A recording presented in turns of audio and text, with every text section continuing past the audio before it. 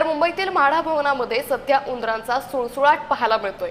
या उंदरांवरती मोठा खर्च करण्यात आला, मात्र तरीही अजूनही हे उंदीर तसेच दिसून येत आहेत। उंदरांच्या नियंत्रणासाठी प्रशासनाची धांदल उडाली आहे। 100 पिंजरे लावून उंदीर पकडण्याची मोहीम राबवण्यात येते।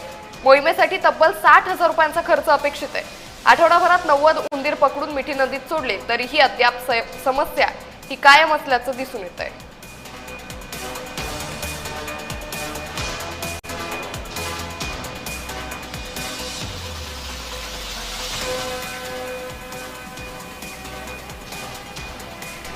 तर मुंबईतील म्हाडा भवन मुख्यालयात उंदरांचा सुळसुळाट दिसून येत आहे। उंदरांच्या नियंत्रणासाठी प्रशासनाची धांदल उडाल्याचंही दिसतंय।